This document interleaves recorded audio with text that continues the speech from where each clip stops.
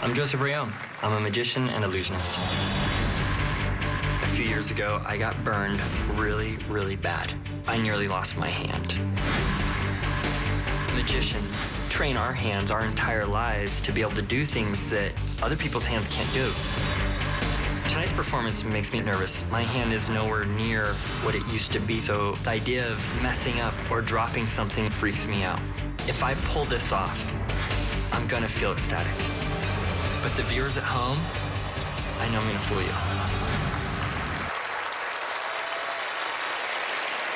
From his magical and mysterious mind to yours, please welcome Joseph Rayom. What are you doing with that glass, boy? Don't you know that belongs to Faldini? You'll never be a magician. Now listen close. You have 2 hours to sort this mess, yeah? And if even one thing is out of place when you're done, you'll be stuck cleaning Penn stage for the rest of your life.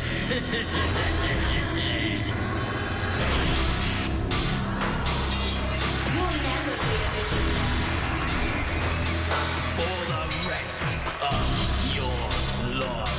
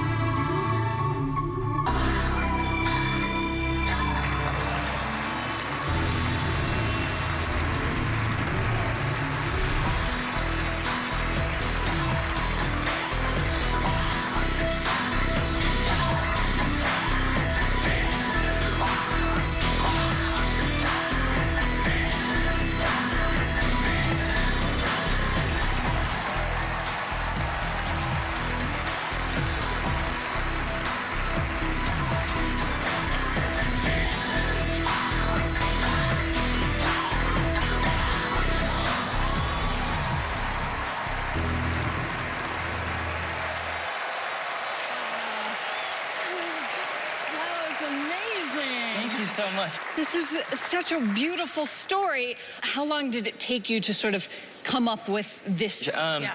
I have been working on this for 14 years. I retired it for about 10 years, and then this brought life to it. And I really want to thank the Foolist team for opening this door for me to be able to bring it back to life and give me purpose to read it. Well, is it like a personal story? How did you come up with it? Some stuff was rough when we were kids, and I never liked being told no. I never liked being told that you can't do something. So some of the inspiration from it is that you'll never be a magician. It's like, well, let me show you what I can do. And what would it mean for you to fool Penn and Teller? Well, we've got an encyclopedia of magic over here. Yeah. 2 of them. Right. You know, my main goal here is if I could fool them, then that means that I definitely did not waste the last 25 years of my life. But if I could at least entertain them, then as far as I'm concerned, I won. Because, you know, to be able to entertain 2 of the world's biggest entertainers, that's what would mean a lot to me. You absolutely entertained me. Shall we check in with the encyclopedias, though? Yes, please. Gentlemen? Oh my goodness, what a great act. Oh, thank you. Thank you. I really liked it. You know, what, one of the things is that magicians, you know, are always wearing the top hat and the tails, and there's that cliche that comes from 19th century France. And the reason that people still use that cliche, even though no one dresses like that, is because there's so much magic that was developed with that wardrobe. And magicians have struggled to find a way to have their wardrobe be helpful and still look modern. I bet you've thought about that some. Yeah, I mean, I'd get really cold in here if I took my jacket off. And also, the music is great. Thank you so much. much. It's great music. You know, I'm old enough that when I think about music, I think about going back to a turntable, which you could do amazing things with 2 turntables and a microphone. Right. And the color changes are wonderful, all the glass stuff. You know, I love, maybe more than other people, I love themed magic. And I love the fact you do it all with the glasses and all with liquids. And it's a lot of the billiard ball moves. I think I can say this without getting you angry. There's some wonderful flipstick stuff there. And I also think that the dove stuff and the billiard ball stuff being done with glass is just greatly. And we are, although I don't think you fooled us, we remain your humble servants. I mean, servants. I'm sorry. So, Thank you so much. he's saying a lot of things that I certainly don't understand. Do you maybe understand? No clue. No, I'm just kidding. I'm just kidding. I'm just kidding. No, you said it perfectly. I appreciate you saying it in a way that we can definitely communicate. Yeah, I did not fool them. Okay. But, okay. Thank you so much for being so entertaining. Thank you, Joseph Rayon. Thank you. Thanks, guys. All right, well.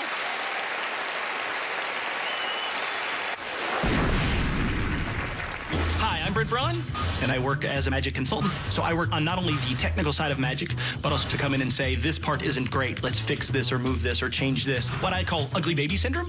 No one knows they have an ugly baby. So what I'm able to do is look at the ugly baby and say, no, that baby is ugly, let's work on making it more attractive. I do so much behind the scenes that I just don't get the opportunities to do shows the way I used to. I got the call 2 days ago, made me super nervous. I've been in my hotel room rehearsing over and over and over. And I'm just super excited to be able to get out there and try to fool Penn and Teller. I'm always supporting other entertainers. Now it's my opportunity to help myself, and I've got my own back. He's got this.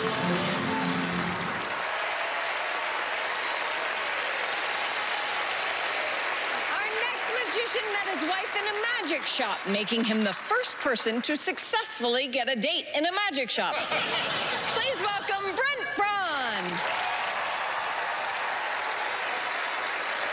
Let's make something random and chaotic. If you were given a deck of cards when you came into the theater this evening, you've had the opportunity to shuffle that deck of cards. I'd like you to put the cards back into the box, hold them high above your head now.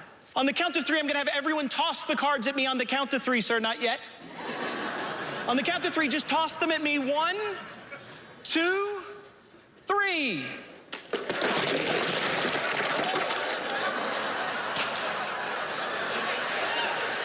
Today we're going to be playing by European standard rules. That means we're going to use the deck of cards located closest to my right foot. That would be this one. I need a couple of volunteers to help me out. You young lady, would you please come help me out? Give her a round of applause as she makes her way to the stage. And over here, sir, will you help me out as well? You can come on up. Give him a round of applause.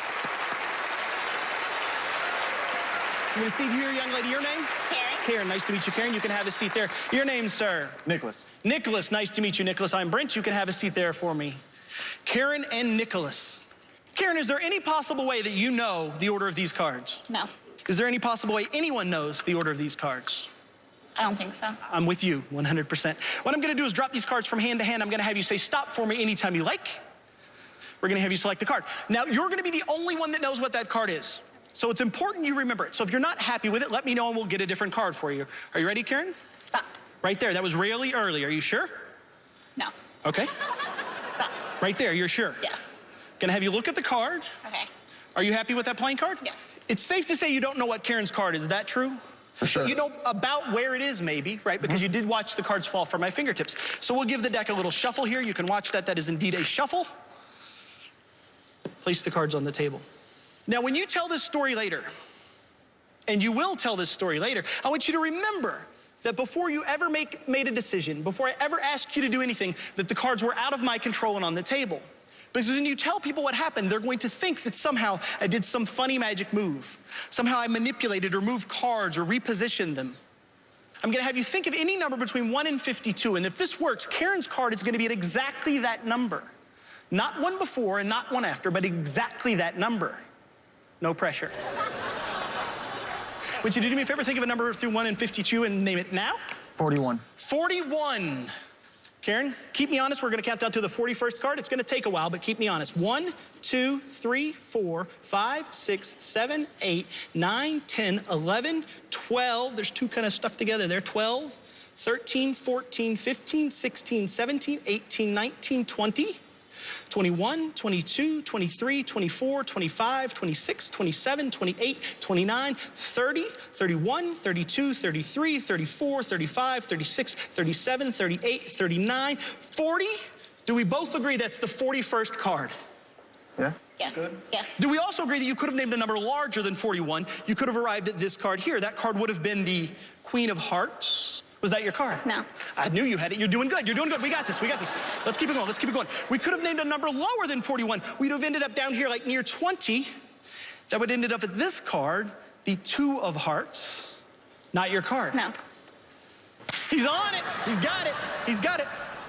Could have named a card all the way up here near the top. I don't know what this is, 5 or 6, somewhere around in there. That would have been the 8 of Diamonds. Again, not your card. The interesting thing, you could have named any number and gotten any of these other cards. Do you see your card in there anywhere? No. Could have named any of these numbers and arrived at any of these cards. Just quickly, do you see your card anywhere in there? No. Now, if you ask a mathematician what the odds were of this being Karen's card, they would tell you it's 1 in 52. But for a young boy that grew up in Henryville, Indiana, here with the great Penn and Teller in this amazing studio with you amazing audience members, I would say it's once in a lifetime. Karen, for the first time, what's your card? 3 of Hearts. Now, we could just let it remain a mystery. I could walk away. You guys could just believe that Karen and this gentleman, I forgot your name, I apologize, were able to create a miracle. Or we could show it to you. It's up to you all. What was the card, Karen? 3 of Hearts. Ladies and gentlemen, the 3. It's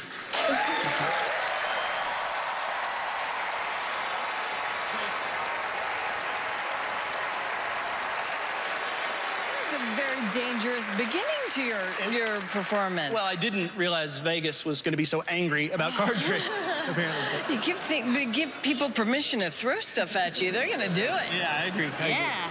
I love that you met your wife at a magic shop. I did. And then it sort of gave me an epiphany of like, if you're a single woman and you're looking for a man, there must be a lot of single dudes at magic shops. They're all single. Yeah, no, they're all single. It's great. A little love connection. Sure. So normally you're the behind-the-scenes guy, helping people with their magic tricks. I am, yes. It's amazing to be able to make that transition from helping other people kind of follow their dream to helping me find mine. To make that transition over has been incredible. All right, I'm gonna check in with the boys. Okay. Hello, gentlemen. What you did here, Brent, you started out with a really burlesque, goofy premise of having people throw cards at you, which I want you to know is more dangerous than you may think. So I'm just telling you, you do this a lot of times. Some of the rough places we've played, some of the audiences that haven't liked us, you're going to lose teeth, sir. You're going to lose teeth. That's what I'm saying. And most people come out here and just hit us with one emotion. They're funny or they're amazing. And you started out with one of the funniest, most interesting images we've seen. And then at the end, you had a change that was so beautiful. You had this entire audience watching you count to 41. You know, you were hoping they'd pick a number like 6 or 7, maybe 20, and you absolutely held it. The guts that were required not to rush through those. I mean, I'm just talking theatrically now, was really, really beautiful. So we started out with a good laugh at the beginning, and then at the end, we really cared about this trick deeply. And all the decks on stage are wonderful. We think the secret of this, as a matter of fact, is in decks that you have on the stage, all of them. And you know, during this show, we've seen a lot of sleight of hand. We've even seen sleight of mouth. But we saw here today was sleight of foot. And that, and with all the other secrets in the decks, is a beautiful, beautiful routine. And I think we have a pretty good idea how you did it. I agree. I think you have a pretty good idea. Thank you guys so much. I appreciate it. Thank you. All right, so you're assured. Well, you didn't fool them. Thank you all. We appreciate it. You're Thank you. awesome. Thank you. Brent Braun, ladies and gentlemen.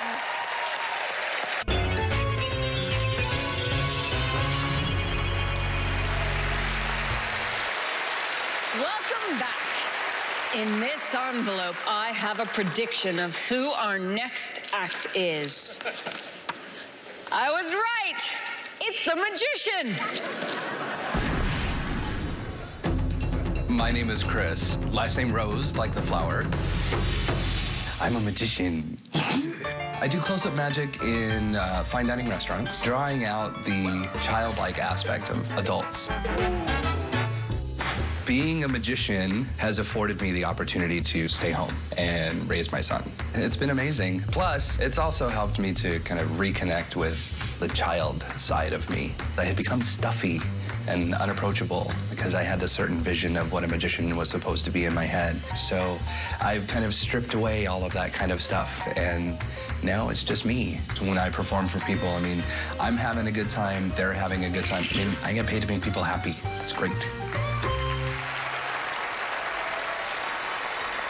Please welcome Chris Rose.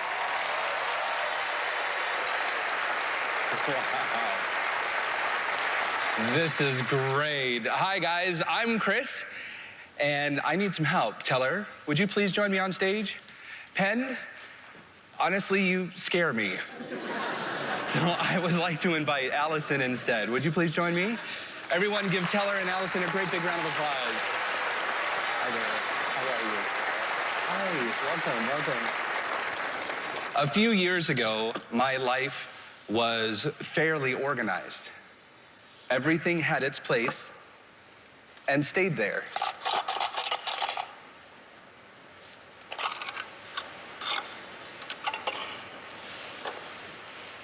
Then, my wife and I had a son. He's almost 2 now, and he moves like lightning. Those of you who are parents will know what I'm talking about. My life's become total chaos. The last time I learned this lesson was while I was working around the house. My things, dangerous things, went where everything goes when you're a baby. Right in the mouth.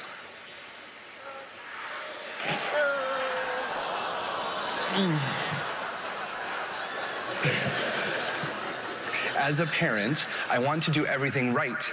I want to teach my son and lead by example, so I came up with a game. It's really my time to teach. I call it snack time. And since this is Vegas, I figure I'd up the stakes. I'm gonna give the 2 of you a chance to win all of the money in my wallet.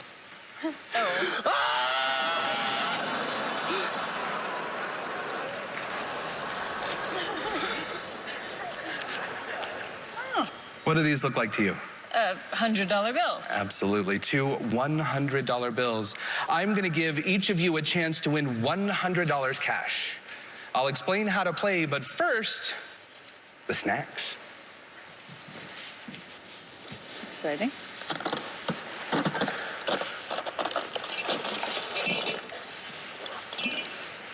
Here, Allison, have a cookie. Why, thank you. Sure, you can go ahead and set it there. Oh. There you go, one for you. Fantastic, don't eat it just yet. We need something to drink. You're not lactose intolerant, are you? No. Oh, good. So here's the game. It's similar to Simon Says. If you do what I do exactly, you win $100. If you don't do what I do exactly, you lose. All you have to do to win that $100 is do exactly what I do from this point forward. Ready? Ready.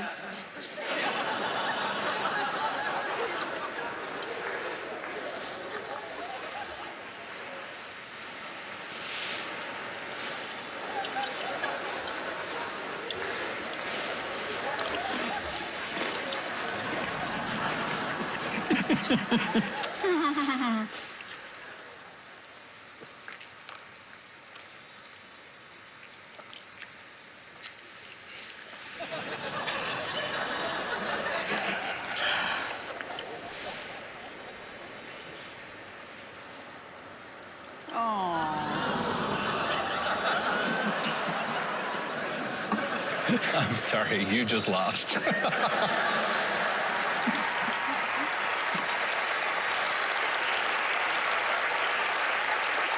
Well, I already lost.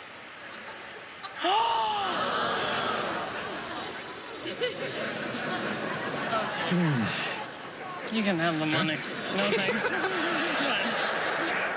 Well, guys, you didn't win. And of course, when I'm playing with my son, I don't reinforce failure.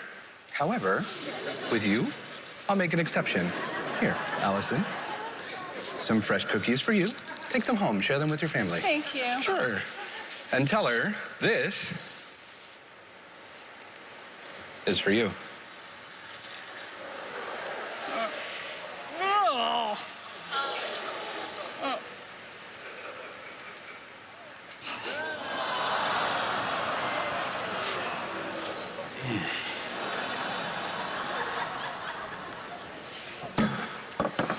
Now, don't lose that.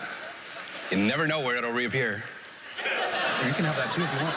No. And ladies and gentlemen, Chris Rose. Yeah, that was really gross. Thank you. But thank you for giving me the cookies and not They're your sealed. Yeah, there you go. booger nail. Oh, that's so gross. Okay, I'm sorry, I'm getting distracted because Teller is inspecting the cookie. And I'm really hoping he doesn't eat it because we know where it came from. Okay, so somebody introduced you to this idea. Concept, right. And he ate the cookie. Oh, God. Oh, God. Guys, Teller, do I need to? Oh, God. Oh, geez. Should I? Oh, this was a family show. God, now it's only dysfunctional families. All right, well, I'm gonna check in with them because I'm worried about Teller's stomach. Gentlemen? Oh, come on. Hi. Before... We were running experiments. I'm Serious worried about experiments. Teller's tummy, so before he barfs, let's get to this. Teller is now eating cookies with everyone he's eaten cookies with for the past 15 years, just so you know. He's looking a little green, so... Let's start with the nail, shall we? Yes. More than Teller, I'm carny trash. I'm cheap carny trash. And the brilliance of doing the blockhead routine, but only doing half of it, is pretty great. Really great. And living like that is a great thing. And I bet if you did that, I don't know if you ever worked the carnival, but if you did that in the carnival, that nail trick, you'd sure have a lot of pull. I'm telling you that right now. You'd have a lot of pull. Now, let's get to your cookie. You mean the one he ate? Yeah, the one he ate, yeah.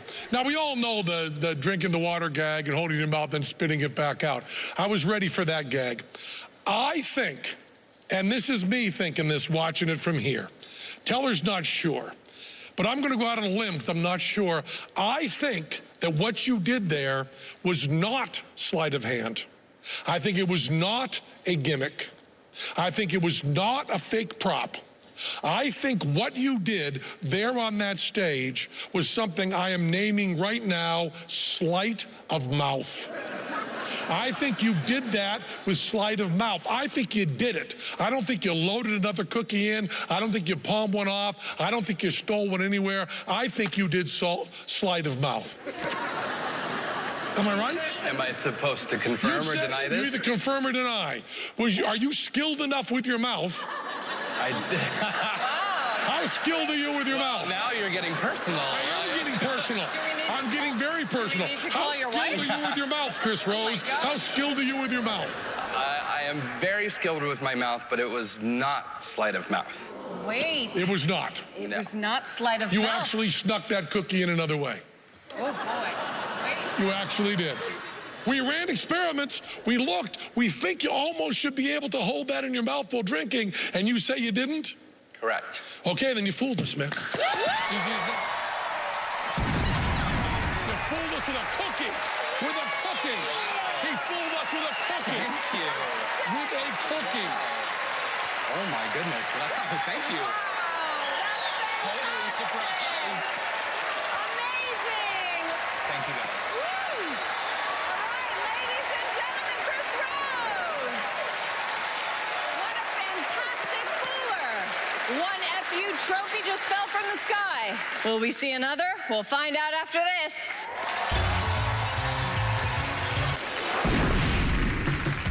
I guess I'm a case of arrested development. I was an imaginative kid. I like puppets, I like juggling, I like dancing, I like surrealist art. The challenge is linking all these things together. And then I found magic. And now I get to combine all these things in my show. I like surrealist art because it feels like magic. You're creating another world. When you see me wearing a giant puppet, I created that, and it's based on my own dad. Well, how you doing, Dad? Well, I'm fine. Magdalena is my wife. Our son, his name is Benji. He experiences everything with fresh eyes, and I get to see him experience it just like I was when I was a kid. I love having him in the audience and being proud of his dad. I hope you enjoy the show. Okay.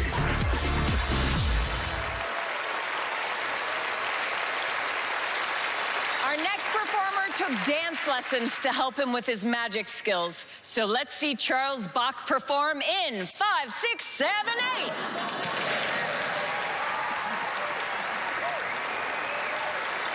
Hi, everybody. I'm Charles Bach, and I travel a lot performing, so much that it makes it really hard for me to travel with a pet. So today, I'm actually going to give him away to a new home. And I'd like to ask Teller to come up here for just a moment, if you would. Nice to meet you. Teller, I want to make sure there is something inside this box. So if you could, reach your hand down inside there and let us know if you feel something. Now, don't say anything. Just nod your head if you do. Do you feel something inside there? Yes? All right, if you could, take your hand back out and take this leash back to your seat.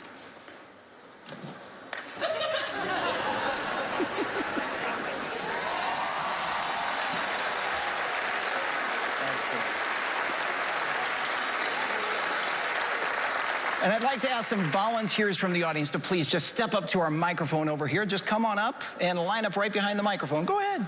We need a few, so line them up. There we go. Wow, they are fast. Excellent, excellent. Hi there, what's your name? Paige. Paige, this is my wall of balloons. I got these from a local car dealership. And Paige, I want you to select one of those balloons, any one you like. Blue one. The blue one. This is the one we spell. P-O. Gone. Thank you, Paige. All right, next person, step up to the mic and pick a balloon. Purple. The purple. You are not going to believe this. That is my favorite color. Yeah. Well, I guess he was a little bloated. All right, next person, step right up and choose a balloon. I choose the green one. The green one. All right, I'm going to let you pop this one. Look right at that balloon and look. You did that with your mind. Amazing. Hi there, go ahead and pick a balloon. I'll take pink. The pink one. All right. This one has something really cool inside. Air. The next gentleman. Red balloon. The red one. All right, this one's a winner. An animal balloon. I'm gonna make you something. Yep. Just call out an animal. Snake. Dog it is.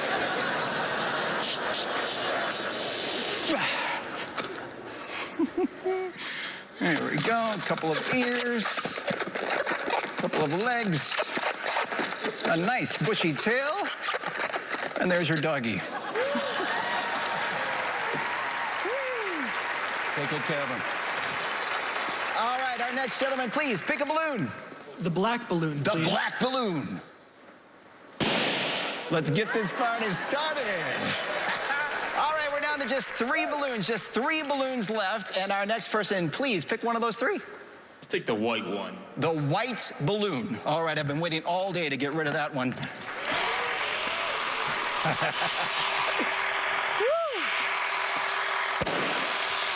Gone. Now, guys, you get to go back to your seat, unfortunately, because I'm down to just 2 balloons. Thanks for stepping up to the plate. Now, we are down to just 2 balloons, and since Teller doesn't speak Penn, I'm going to ask you to pick one of the remaining 2 balloons for Teller. Orange. The orange. The orange. Teller, Penn thinks you would have chosen the color orange. Is that your card? Yes, it is. Now remember, Teller came up on stage. He felt my pet inside the box. He took the leash back out to a seat. We chose many people completely at random from all over the theater to narrow this down to just 1 single balloon. Come here, boy. That's right. The yellow balloon. And now it's time for us to let him go to his new home. Stay.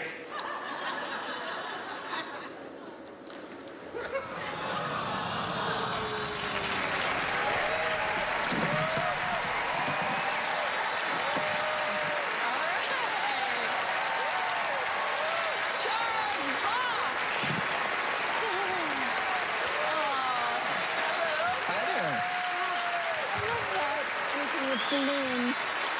All right, well, let's go to the guys. I think they're ready. Penn, Teller. Okay. Are you gonna pop his balloon? I'm gonna try. Burst my bubble. You know, had 7 people up here. Those people at home that are trying to learn about magic by watching this, one of the things they would think about is that there might be some sort of way that you determined what they were going to do. They didn't really have free choices.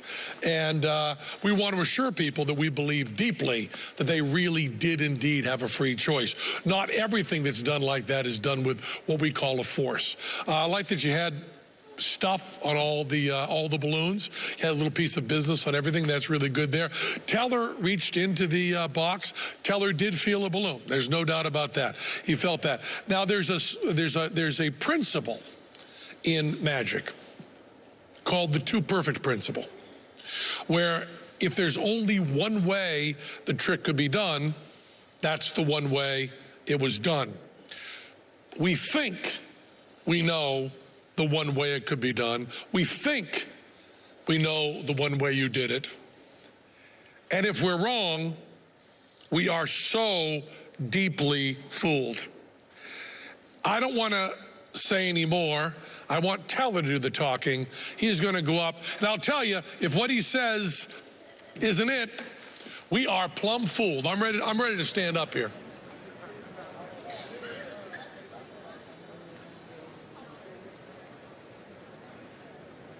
There is no helium tank.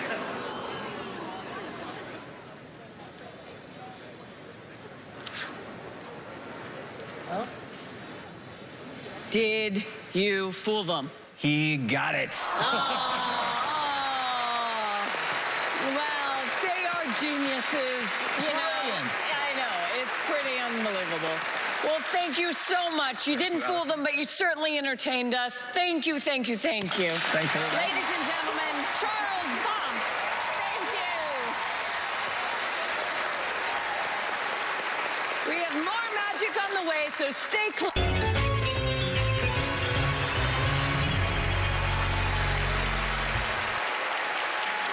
I'm going to make a prediction. It's time to close the show with a trick by Penn and Teller.